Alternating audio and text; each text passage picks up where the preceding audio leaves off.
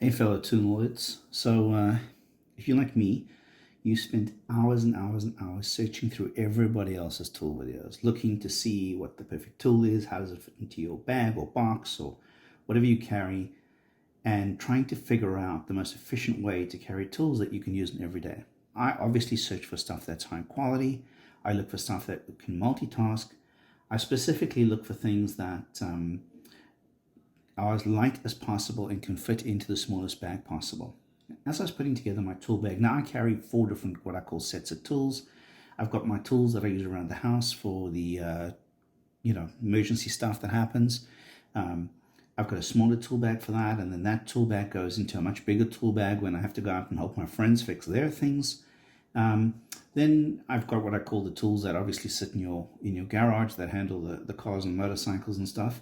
And then, lastly are the construction tools, which essentially, it's your miter saws and your table saws and all that type of stuff. But the day-to-day, tools that you need every day, here are the ones that I use, and over years gone through different variations of tools and find the ones that, are there to fix the appliances and are there to fix uh, the light bulb, to adjusting the door to opening up a kid's toy type of thing. So I kind of wanted to go through my priority, what I've looked at. I'm sure all of you guys are going through all of the same types of stuff, and you've probably all taken a look at it at some point in time and said, well, what's the most efficient and what's the best? I'm going to start off with my most used tool by far, and that is the Milwaukee, Impact driver. This is the Surge version of it, so a little quieter, and I carry mostly this tool around. I use it as a drill. I know that the perfectionists will say there's no ways it should be used as a drill, but frankly, I'm going to show you my loadout of tool bits and stuff that I carry around. For drilling the old hole before putting in a screw to tighten something up, works perfectly well. Would I use this to, drill holes on a daily basis through concrete? No. Certainly could use it to finish off a deck. But on the day-to-day stuff, when I was looking for a drill driver, I was looking for the Milwaukee screwdriver. Definitely got a little bit more control over, not stripping out screws on the screwdriver version versus this. But if you set the settings, between 1, 2, and 3, and you run it on 1, and you feather whatever you need to feather, it works really well. Their 2 amp and 1.5 amp batteries are fantastic. They last a decent amount of time. They're light. This is a relatively light, and what's more is it's balanced depending on how you use it, whether you grip it like that or you grip it like this. It really is a fantastic drill, and just fits into the bag perfectly. What you carry with this drill is important. I'm Canadian, so we tend to use Robinsons quite a bit, the Robinson square head, especially for screws, especially if I've got longer screws with this. I'll have this DeWalt magnetic attachment to it. It just helps carrying, especially a 2.5 to 3 inch screw on this stick screw kind of thing. Or there's obviously a lot of work with the Phillips, the Star driver too. I particularly like longer bits, and the reason I like these longer, 4 and 6 inch bits is when you're working with something, you can see, past the drill, past the unit to the screw area that you're working in. Even with the light, it really gives you good visibility into that point. So particularly why I like the longer bits. Even to the point that I use this DeWalt carry case. I've gone through the Milwaukee carry cases and all of them. The particular reason I like this DeWalt carry case for a couple of reasons. First of all, it's clear, so you can see through to what's inside. And second of all is it's probably got the best. There's plastic, there's rubber, there's all different versions of how these hold these bits. This probably has the one that's the easiest to use. And here's my mixture. I've got a mixture of piloting and, the odd larger hole that I might have to drill every once in a while. But this is my mixture of drill bits. I actually think they're Ryobi drill bits, to be honest with you. Love the small Milwaukee extension. It's got a magnet built into it. It's really, really useful. And then I use, as I said, I tend to like the longer bits versus the very short bits. But I tend to use this offering in terms of some Robinson heads, some Star heads, a couple of these bits to get through the odd nut driver, particularly if you're drilling Tapcons in. Then it's nice to have your Tapcon sizes that you'll end up using. And again, I'm trying to get the stuff that is used most often, and not have too many of it. I've also got the small little Robinson bits, Allen bits too, for doing that IKEA furniture assembly. find that it's really nice to be able to use these when you're going through that process. And then of course I also have which I use, part of my tool bag is if I'm using larger bits, then I'll end up using an extension type of thing. But this covers me off for virtually 90% of what I do. It's relatively light, easy to see. Love this particular box. I've gone through, as I said, a bunch of different sizes, and this I'm able to carry everything in I need. I also, yes, I know that you're going to say, well, that's, where he's, given into one of the more expensive brands.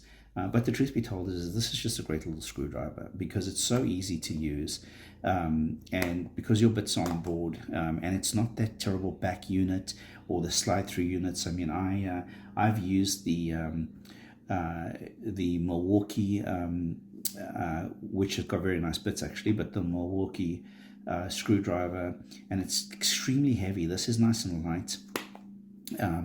And for the day-to-day stuff, now in my other tool bag I carry, I would end up using, this gives you an extension, and also, as you know, from this particular unit you can pull this out and use this in your drill bit if you needs to. So it's just really very versatile in that respect, and it compacts down to very little. But for a ratchet screwdriver, I wear a ratchet screwdriver too, but for the extensions of my ratchet screwdriver, which I'm not showing you here today, but it's in my other tool bag, I use the Milwaukee extensions that come in their ratchet screwdriver. I just think they're great. They're 4 inches. They add beautiful height to it. So maybe another video for another time. But I kind of wanted to show you the stuff that are absolutely, sort of number 1, 2, and 3 of usage. So I would say the drills that I use is often with a backup of a screwdriver for the more finicky work type of thing. Everybody needs a tape measure, and sure, this is a little rinky. It's the 12 foot versus the 16 foot. But for the day-to-day stuff that I'm measuring, it actually works really, really well. I do carry a bigger one on the larger jobs if I'm doing, large amounts of work. But this is for the around the house type of thing. You need to measure rooms, a door size. You need to measure a drawer size, any of that kind of stuff. It works really perfectly. I also, actually, just out of interest, I happen to carry this, which is DeWalt's little laser measure, which works great for the size rooms that we have.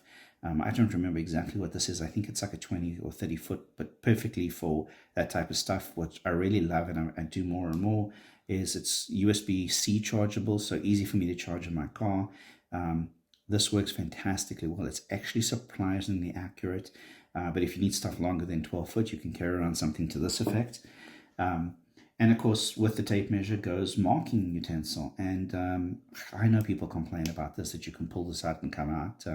I just find the fine point Milwaukee it's really great for most surfaces. You can get away with a pencil if you need to, but this just really covers everything off. And virtually everything I work on wood and all that stuff. Even if you do mark this up permanently, you can always figure out a way to clean it off pretty quickly with a light markup. The electrical work type of thing, just generally pulling wires and all this stuff. This is a brand, comes from a local hardware company. Now, of course, I go to the Home Depots of the world and Lowe's, and there's in Canada there's Canadian Tire. But when it comes down to really getting a good assortment of tools at really good prices, sometimes often better than Home Depot, there's a company in Toronto called IHL, which I just love. Unfortunately, I spent too much time there. They carry this brand called Vanquish. Just frankly love this because it's a wire stripper, also operates like a long nose pliers, and you can do a little bit of crimping if you need to, and nail cutting, whatever you need to. Just really a great piece, and it locks itself essentially. And goes in my tool bag, but I'll end up using this often for all kinds of stuff. It's like that extra set of hands.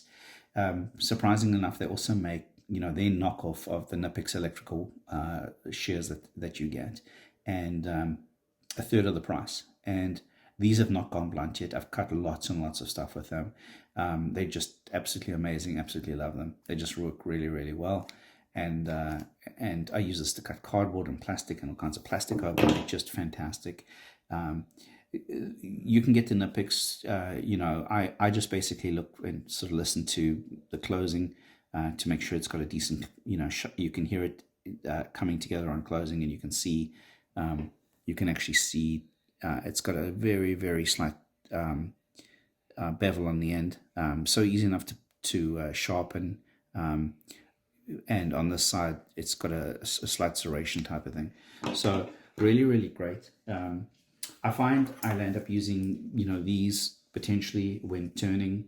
And again, and I'm talking about highest priority, but I tend to use these quite a bit. And I know, I mean, I know people love this Nipix thing, and the truth is I do. I can't remember what this thing cost, but $40 or $50. And when you look at the cost of iron, metal from which it's made of, I don't know, that's a 400% markup on materials. I'm sure they've paid for R&D already. But the truth is, it's useful. And because of its opening, being able to open that wide, again, you wouldn't turn, 25 nuts or bolts with these. But essentially, in the odd time that you've got to hold something in place to turn it, it's great. And now, again, I'm talking about like the most essential stuff at home. You're generally looking at appliance nuts and bolts or something in furniture.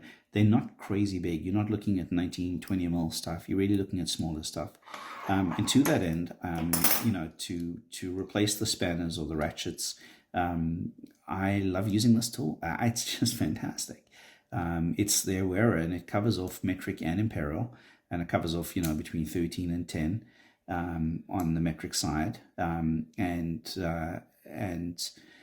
I just find if you watch videos on how this thing works, I think it doesn't sort of get enough good kudos for what it does in terms of replacements.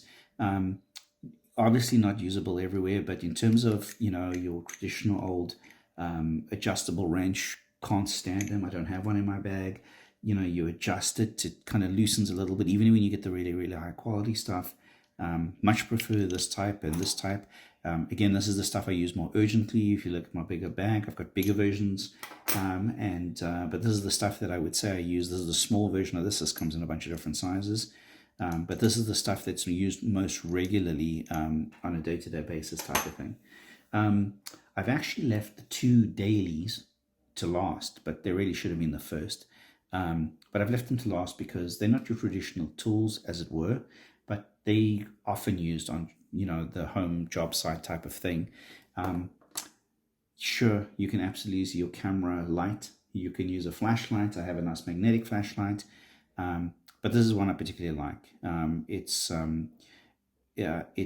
was relatively inexpensive. It's the brand is So Fern. This is the SC21. Again, chargeable with a USB-C, incredibly bright. And you can get up to, can't recall, but it's 1,000 lumens. Don't have to run it at that height.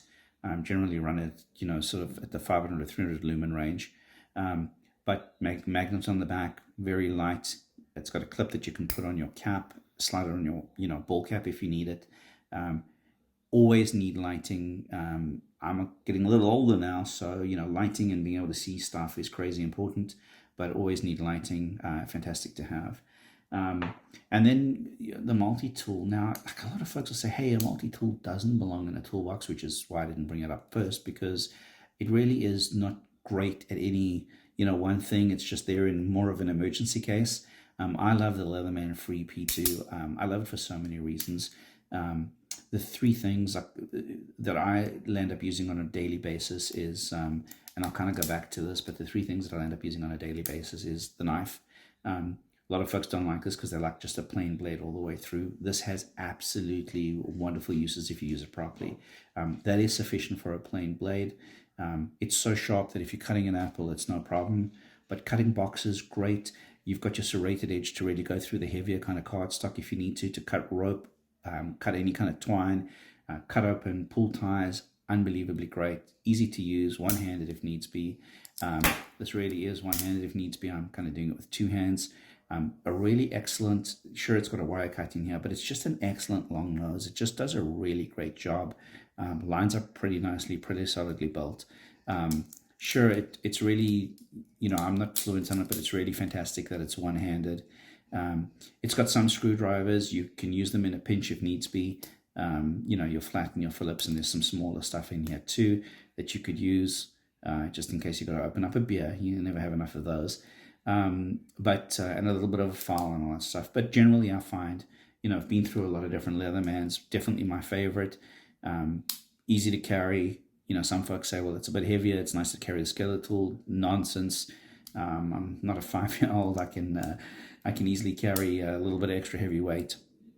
But just from a convenience standpoint and a weight and a good solid feel, unbelievable tool. So I would say that that's sort of the urgent stuff. In the background you can see some of the other stuff that goes into my smaller tool bag. It's more for a home basis. A sort of electrical screwdriver, the set of bits for it, a micro precision screwdriver, this Hoto, just love it. For the micro precision stuff. It's not motorized. I actually have a motorized version, but this gets me. It's nice and compact and efficient kind of thing. So this is the day-to-day stuff that I think, if you're starting up your tool bag and you want to buy better quality tools, lots of folks can argue, do you need a ruler? I haven't got any other safety stuff, obviously. I'm assuming that, you should be wearing safety glasses, gloves. I haven't put them in, but I wear gloves often while I'm working. And, you should obviously do that. Let me tell you one thing is people can't talk enough about safety glasses, critically important. I nearly took an eye out on one of the most basic, of tasks I was working with. So definitely work well. And people think, oh, I'm only going to use it when I'm using power tools. It needs to be used when you're working for all types of stuff. I was holding a plastic rod that slipped out of my hand and missed my eye by 1/8 of an inch. So obviously those things, but sort of here's the day-to-day going around the house, fixing the honeydews, fixing the stuff around the house. This will get you going.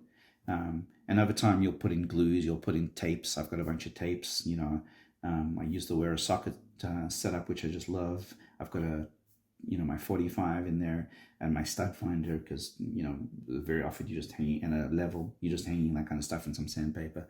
So some basic stuff day to day. That's let's call it my essentials. If you're interested, I can show you my full, like as I said, my mini bag, and then I'll show you how my mini bag goes into my big bag. That's a rolling bag that I can pull out and go do more work with. But this is my essential stuff, and I know that there's some people there that hate Milwaukee. There's a lot of people that love it. I've looked at everything, and frankly, power and balance and value, durability and everything else, this thing's dropped on the ground and stuff like that. Absolutely, hands down, one of the best. And I've got a whole bunch of Milwaukee. I've got the whole M12 line. I prefer it to the M18 line for the kind of work that I would do as a DIY. So that's my thoughts. Love to hear your thoughts. Hopefully I didn't offend anybody, and please leave your comments. And if you like the video, obviously do the like. Thanks so much, and enjoy. Go do some handiwork. Ciao.